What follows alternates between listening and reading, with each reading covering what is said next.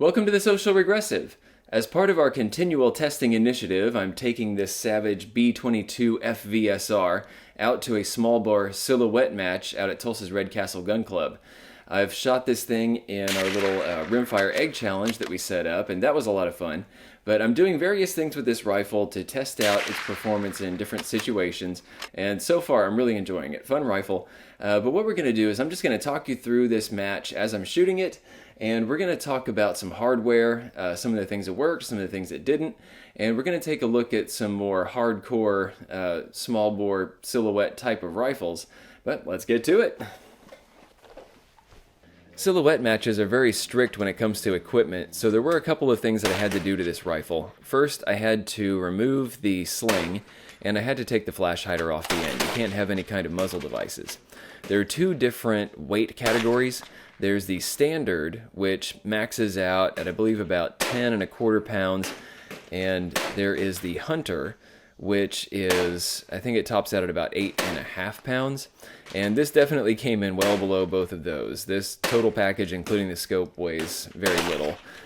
So I was able to shoot two different relays. I did one as hunter and one as standard. And the first thing that I need to stress to you about the silhouette matches, whether it's high power or it's small bore, is that both of them are very difficult. And I imagine that both of them can be very frustrating. Very rewarding too if you're on that day. But one of the difficulties is that you're shooting at very small targets, out at, pretty extreme ranges for standing offhand. You can't lean against anything, you have no kind of support. All you have is you and the rifle. Like I say, no sling. You can't have any kind of special... There are shooting jackets that you're allowed to wear. You can wear a leather shooting jacket, but you can't have any kind of, struts or trusses or anything to help you out. You just get to wear something that's a little bit heavier, and no special gloves either. So very difficult. Small targets, and the different ranges are you have these tiny little chickens out at 40 meters, and then you have pigs at 60 meters, turkeys at 77 meters, and then out at 100 meters you have these rams. And you can see that even the rams are not very large, so it's definitely a difficult competition. Adding to the difficulty of this challenge, you get 2.5 minutes to shoot 5 of your targets, then you move on to the next 5. And there's a total of 40 targets, so you get 10 chickens, 10 pigs, 10 turkeys, and 10 rams.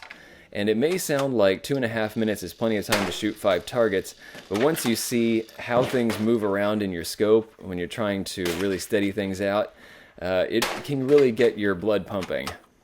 So how did I do? Out of a total possible of 40 points, I got 14 in the first relay and 11 in the second relay. And I think the reduced points in that second relay just comes down to fatigue. It may not sound difficult to be holding up a .22 rifle for that amount of time, but really it does start to introduce more and more wobble into the scope the longer you shoot this thing. And especially this rifle, we're going to take a look at some of the things that made this work for this match and some of the things that didn't. But this is more muzzle heavy than buttstock heavy. So in this case, it's not so much an issue with weight, it's an issue of balance. It's just a little bit out over the forefingers, and it really does work that front hand. Let's take a look at the hardware on the Savage B22 and compare it to a truly hardcore silhouette rifle. This is a very, very custom rig. This was designed and built by my father-in-law. This stock meets his every dimension, from length of pull, drop at the toe, comb height, and just the way that the grip is shaped and the way that his trigger finger falls on the trigger here. Everything about this, the balance, this is set up just right. This is kind of the standard for us. A lot of folks are going to be going more domestic, so you're going to be having a lot of Remington 40Xs, there's going to be some Kimbers, CZs, and a lot of people shoot Ruger 1022s as well with the heavier barrels. So let's take a look at this and see how it compares to that. The first thing that I should mention is the ammo I use. This is Federal Premium Gold Metal Target ammo. This is standard velocity, so it's moving out at about 1,080 feet per second. This stuff is very precise, it's very reliable. And it's the same stuff that I used in the egg challenge.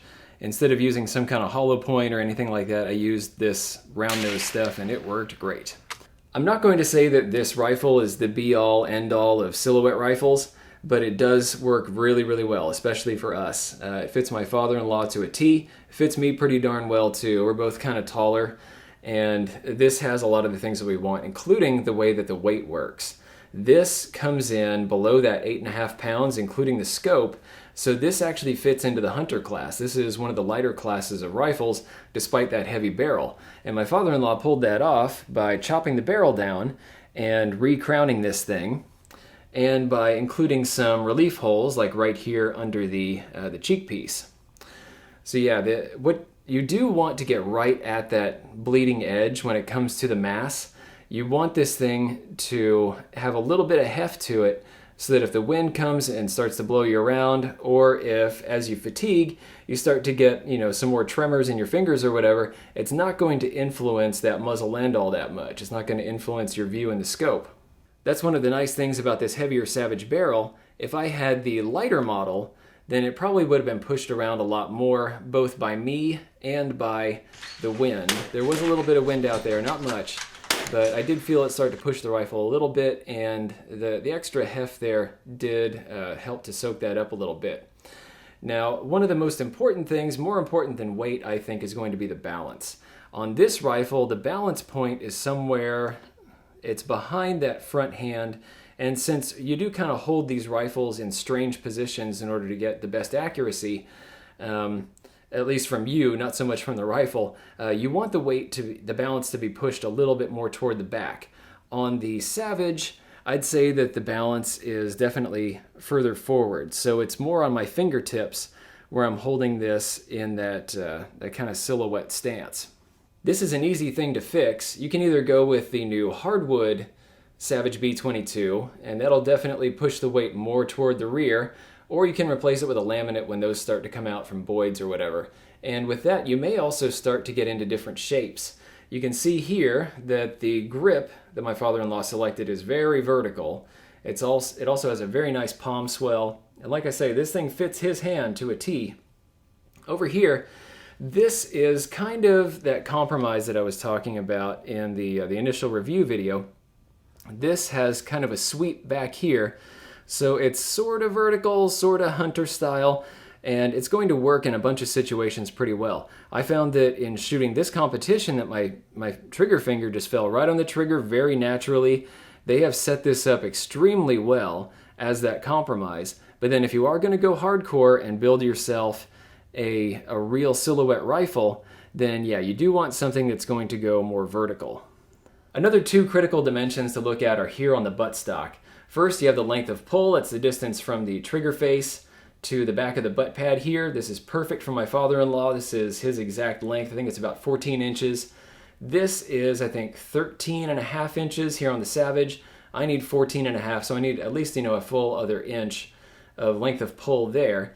And that's another, one of these instances where you want to maybe swap over to an aftermarket stock, or maybe that wood stock might actually get you a little bit more distance too. Height of the comb.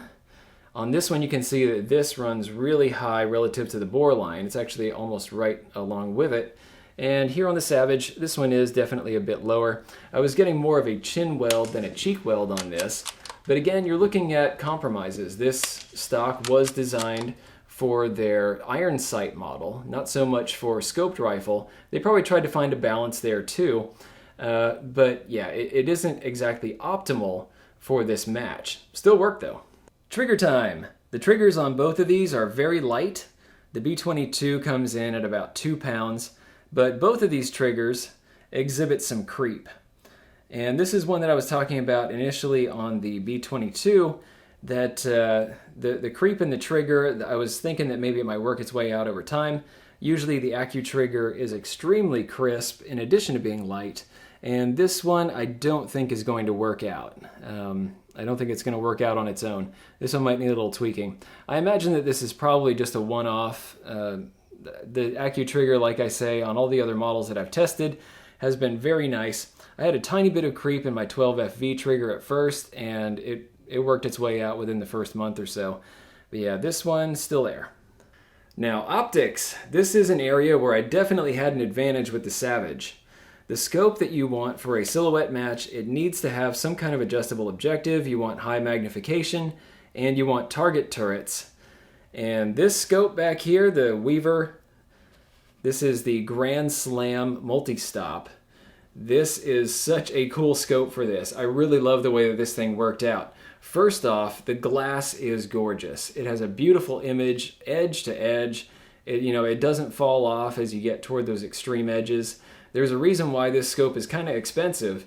It is wonderful. This is designed, it's a 1-inch tube, and it magnifies from 5 all the way up to 20 power. And it has the requisite side adjustment right here, side parallax adjustment. And on the top, it has one of the coolest and weirdest turrets that I have ever seen. This thing, it has these little plastic stops that you can put in.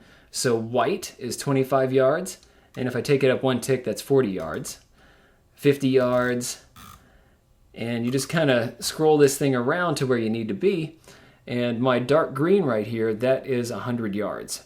This scope worked out extremely well for this. I thought it not only was something that worked out really well and was quick to get into action between the different stages, but it's worked out for all kinds of things. That egg shoot, and I think it's going to work out really well when I go out squirrel hunting.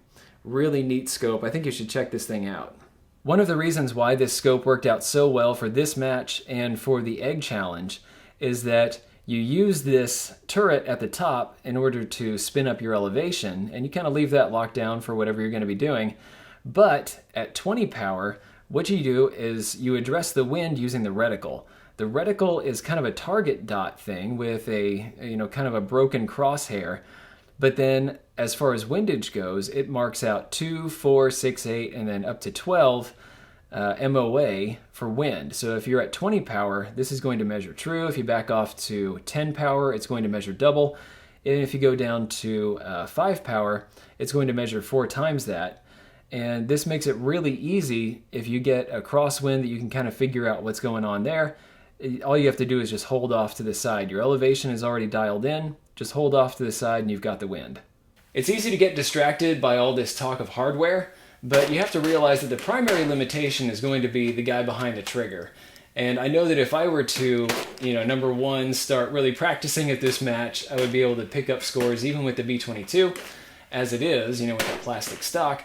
And if I were to take that B22 and hand it off to one of the real competitors in this match, like this one lady that wins national championships, if I gave her that rifle, I'm sure she would do quite well with it.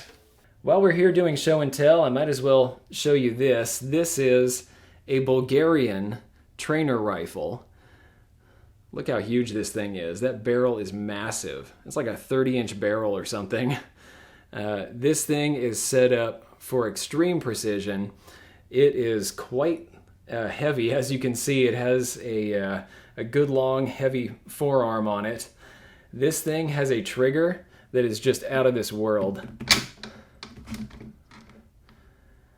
It's like, basically, if you can feel the trigger, then it fires.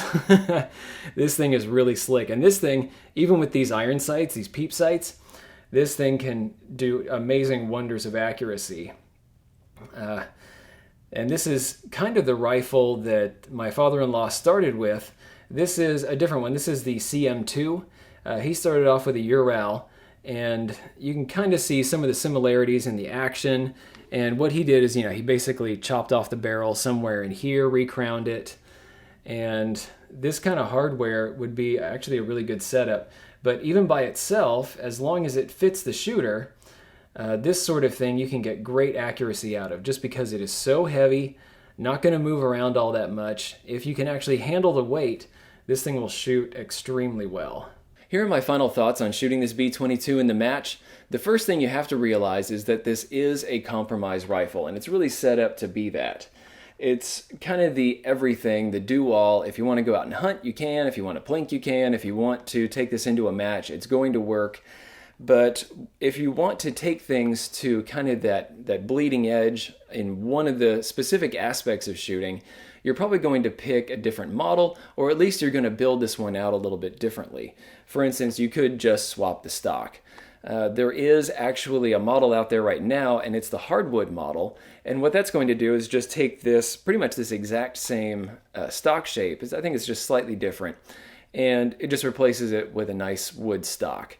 That's definitely going to get you a bit more weight, which is going to be good for match shooting, and it's going to put the weight a bit more toward the buttstock end of things, so it's going to rebalance it a little bit. It's still going to have that nice grip angle, but remember that even the grip angle itself is a compromise. This is one that's going to work okay out in the field. It still has kind of that hunter sweep back here, but it still is kind of forward enough that you can shoot this in the prone pretty comfortably, that sort of thing. But if you do have something particular in mind, then you might want to pick something else. For instance, the base model, I think it's the B model, it's going to have a sporter weight, a little bit longer barrel, so if you want just that hunting style of rifle, then that might be a good way to go. There is the FV model, which takes this heavy barrel and just makes it a little bit longer, and that one is going to be great for matches, especially if you do want to, swap out the stock or something and go with something heavier with a bit more of a vertical grip. I think that'd be a great way to go. But as far as the actual mechanicals go, the mechanicals are extremely precise. This thing has worked in pretty much everything that I've put it to. It's definitely more precise than I can be in the various positions where I've tried it. I've shot this thing prone out at 300 yards at some steel silhouette pigs, and yeah, it was hitting with alarming frequency. It was definitely a calm day, but yeah, it was hitting. 200 yards, no problem. This thing shoots very, very well. It's just, what do you want to get out of your rifle? That's going to help you choose which one you get. This one's kind of the do-all. And with this plastic stock, it's light and it's easy to carry around, but you still get some of the heat dissipation from the heavy barrel. But then maybe one of the others might work out a bit better for what you want to do out in the woods or out on the range. Thanks for watching. If you liked this video, be sure to like, share, and most importantly, subscribe. Even if you didn't like this particular content, go ahead and subscribe. There's probably something coming that's more up your alley. Check out this playlist right here. This is going to have videos in a similar vein to what you just watched. These two videos we cherry-picked for you. And finally, the Social Regressive is on Patreon. So you can become a patron of the Destructive Arts and earn some goodies while helping us to provide high-quality videos just by kicking us a few bucks a month. Thanks a bunch for your patronage.